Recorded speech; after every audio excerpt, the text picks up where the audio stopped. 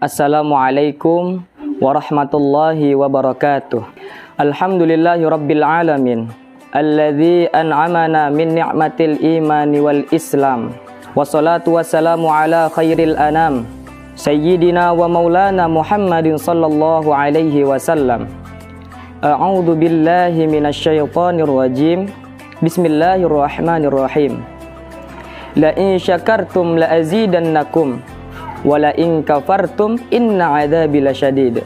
Shadaqallahul 'adzim wa sadaqallahul karim. Amma ba'd. Puja dan puji syukur atas kehadirat Allah Subhanahu wa taala yang mana telah memberikan kita, mengaruniakan kita semua nikmat iman dan nikmat Islam, sehingga kita dapat melaksanakan ibadah-ibadah dengan tenang. Dan terlebih lagi Allah telah memberikan kita nikmat menjadi umatnya Nabi Muhammad sallallahu alaihi wasallam, yang mana hanya pada Nabi Muhammad lah, hanya pada umatnya Nabi Muhammad lah diberikannya bulan suci Ramadan. Marilah kita mensyukuri atas segala nikmat yang telah Allah berikan kepada kita semua dengan sekurang-kurangnya mengucapkan alhamdulillahi rabbil alamin. Salawat beriringkan salam tidak jemu-jemu kita haturkan kepada khairil anam, junjungan alam yang telah membawakan Islam, ialah Nabi Muhammad sallallahu alaihi wasallam, dengan mengucapkan Allahumma salli ala sayyidina Muhammad wa ala ali sayyidina Muhammad. Seringkali kebaikan Allah itu kita pandang dari sudutnya yang materi. Allah itu baik kalau kita banyak harta, kalau kita punya tanah yang luas, punya kebun, punya pabrik yang di mana-mana. Sementara kalau hanya itu kebaikan Allah, terlalu sedikit orang yang mendapatkannya. Padahal kebaikan Allah itu tidak pernah berhenti dan selalu meliputi makhluk yang hidup ini. Karena daripada itu, pada kesempatan jumpa siang ini saya akan mengajak kita melihat kebaikan-kebaikan Allah yang bentuknya lain. Bahwa kita diberikan harta yang banyak, itu kebaikan Allah. Kita diberikan tanah yang luas, itu juga kebaikan Allah. Diberikan pabrik usaha yang di mana-mana, itu juga kebaikan Allah. Tapi tidak hanya sebatas itu. Ada kebaikan-kebaikan yang bentuknya non materi. Dan justru itulah esensi dari kebaikan itu. Mari kita renungkan sebuah hadis di mana Rasulullah bersabda, arba'atun man u'tiyahunna faqad u'tiya khairad dunya wal akhirah. Kata baginda Rasul, ada 4 perkara. Siapa yang diberikan 4 perkara ini, sungguh dia telah diberikan kebaikan dunia dan sekaligus kebaikan akhirat. Dapat kebaikan dunia juga sekaligus dapat kebaikan akhirat. Itu berarti belum tentu sesuatu yang baik menurut kita di dunia akan berbuntut baik juga di akhirat. Tapi orang yang diberikan 4 hal ini, dia diberikan kebaikan dunia sekaligus dapat kebaikan akhirat nanti. Apa 4 perkara ini? Yang pertama, qalban syakira. Orang yang oleh Allah diberikan hati yang pandai bersyukur. Ada ungkapan, my heart is my home. Hatiku adalah rumahku. Kalau luas hati, rumah yang kecil besar rasanya. Kalau sempit hati, rumah yang besar pun jadi kecil. Kalau hati sempit, rumahnya pun kecil, kiamat namanya. Orang yang diberikan hati yang pandai bersyukur dan selalu bersyukur atas nikmat yang diberikan kepadanya, dan dengan dia bersyukur bertambahlah nikmat yang diberikan kepadanya. La in syakartum la azidannakum wa la in kafartum inna 'adzabi lasyadid. Banyak orang kaya harta tapi miskin hati. Di dalam gemerlapnya harta, dia tidak tahu mau diapakan dengan harta yang banyak itu. Orang-orang sufi menjelaskan bahwasanya kaya itu ada terbagi 2. Ada kaya majazi dan kaya hakiki. Yang disebut dengan kaya majazi ialah kaya artian fisial. Lahirnya dibaluti harta tapi hatinya miskin. Hidupnya sudah serba ada tapi dia merasa kekurangan. Rumahnya sudah titik air liur orang melihatnya, tapi dia merasa itu pun masih belum apa-apa. Mobilnya berdecak orang kagum melihatnya, tapi dia merasa itu masih belum, maka hidupnya selalu miskin. Dalam sebaya cukup, dia merasa kurang, maka hidupnya pun selalu kekurangan. Orang yang diberikan hati yang pandai bersyukur, sungguh sebuah kebaikan. Hati yang kaya, hati yang luas. Hati luas tandanya dua: pandai mensyukuri nikmat dan tidak mengingkari apa yang telah diberikan Allah kepadanya. Tapi orang yang sempit hatinya, tandanya juga dua: tidak pandai mensyukuri nikmat dan lebih celaka lagi, tidak senang melihat orang dapat nikmat. Orang seperti ini ya susah gemuk. Sudahlah tidak pandai mensyukuri nikmat, tidak senang lihat orang lain dapat nikmat. Tetangganya beli televisi saja dia demam. Nanti tetangganya beli sepeda motor, tambah gawat lagi dia. Masuk rumah sakit. Di rumah sakit dengar tangganya membeli mobil, mati dia. Disiksa perasaan sendiri. Seperti itulah orang yang sempit hatinya. Tapi orang yang diberikan hati yang pandai bersyukur, hati yang kaya, luas, sungguh telah diberikan kebaikan dunia sekaligus kebaikan akhirat. Itu yang pertama. Yang kedua, walisanan zakirah. Orang yang oleh Allah diberikan lidah yang pandai berzikir, menyebut nama Allah, zikir dalam artian yang seluas-luasnya. Tahmid ya zikir, tasbih ya zikir, tahlil ya zikir. Tapi ada fenomena lain, melihat sesuatu yang mengagumkan, dia kembali kepada Sang Maha Pencipta. Itu pun zikir. Melihat jagat raya alam semesta, melihat bintang gemintang bertaburan di angkasa, melihat lautan luas terbentang biru menghadang, melihat tingginya gunung yang mencakar angkasa. Semuanya mengingatkan kepada Allah. Itu pun zikir. Diberi lidah yang pandai berzikir dan selalu mengingat Allah dalam keadaan apapun. Dan bukankah Islam mengajarkan seperti itu? Mulai dari yang paling rendah, mulai dari paling sederhana, memulai pekerjaan, bismillah. Memulai melihat sesuatu yang hebat, masya Allah. Melihat sesuatu yang luar biasa, subhanallah.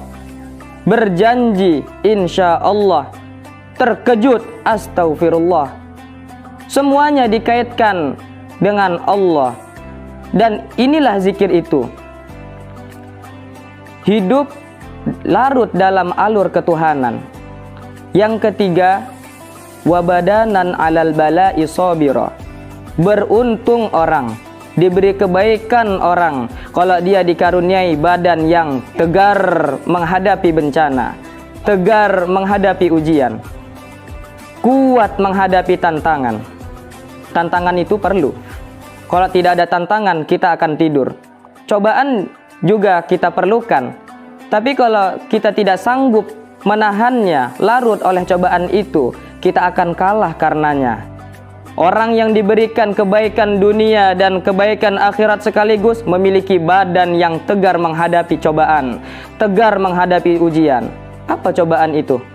Ada dua macam. Satu ayat menjelaskan, wa nabluukum bil khairi wasyarr. Kami akan uji kamu.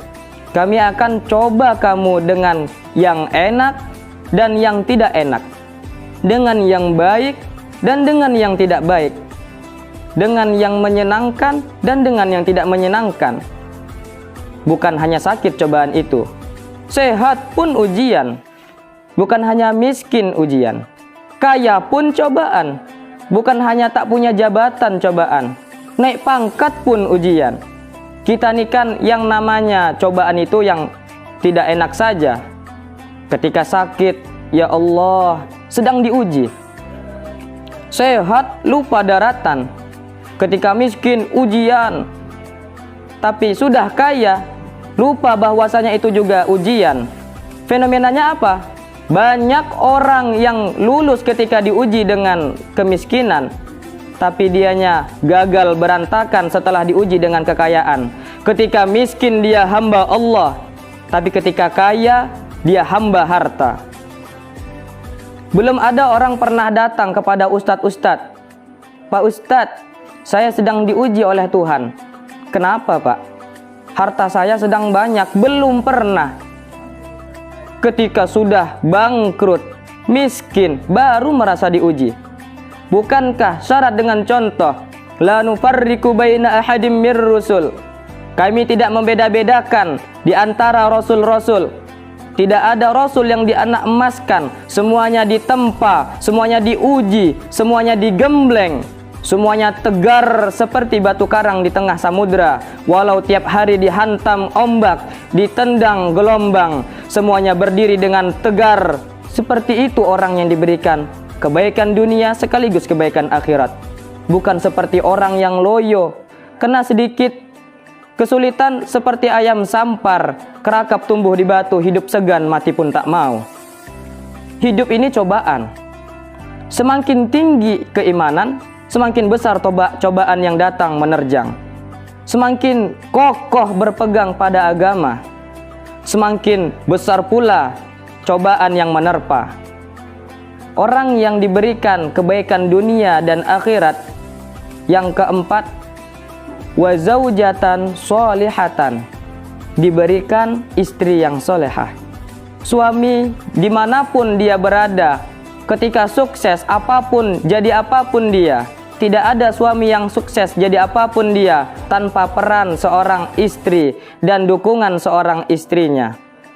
Maka daripada itu, itulah alasan baginda Rasul menikahi Sayyidatuna Khadijah. Apa pertimbangan Rasul menikahi seorang janda yang umurnya bahkan 15 tahun lebih tua daripada beliau? Kalau hanya memperturutkan hawa nafsu, mestinya bukan Sayyidatuna Khadijah yang dipilih Rasul. Tapi mestinya kalau menurut pandangan kita, ABG-ABG saja yang dicari Rasul. Tapi Rasul tidak hanya mencari seorang istri, Rasul juga mencari pendamping. Apa bedanya ini? Tiap perempuan bisa menjadi istri, memang, tapi tidak setiap istri bisa menjadi pendamping. Dibuktikan di dalam sejarah, ketika semua orang tidak beriman, Khadijah beriman. Ketika semua orang mencaci maki Nabi, ingin membunuh Nabi, Sayyidatuna Khadijah mengorbankan seluruh hartanya untuk perjuangan Nabi. Ketika Nabi Muhammad dilanda kesusahan, Khadijah tampil menjadi penghibur. Khadijah tampil menjadi pembela.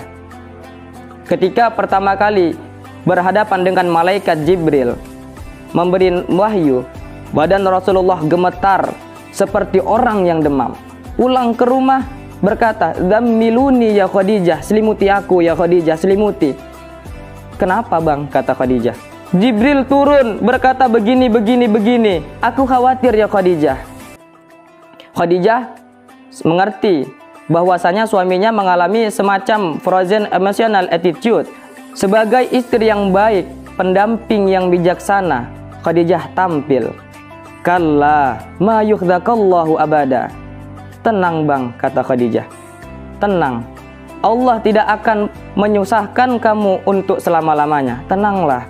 Khadijah tampil sebagai istri dan pendamping yang baik. Rumah tangga adalah awal kesuksesan kita di tempat lain. Jadi kalau kita sudah diberikan istri yang solehah, berarti kita sudah diberikan kebaikan dunia dan kebaikan akhirat. Pejabat yang jujur, yang sederhana, polos, dan tidak tahu apa-apa bisa menjadi koruptor ulung kalau dikipas-kipasi oleh istrinya. Semoga kita orang-orang yang diberikan 4 perkara yang disebutkan oleh baginda Nabi tadi. Dan semoga kita termasuk orang-orang yang diberikan syafaat oleh Rasulullah di yaumil akhirat kelak. Amin amin ya rabbal alamin. Selamat menunaikan ibadah puasa. Hakada minni, mungkin hanya ini yang dapat saya sampaikan. Lebih dan kurang saya mohon maaf. Wallahu muwaffiq ila aqwamit thoriq. Assalamualaikum warahmatullahi wabarakatuh.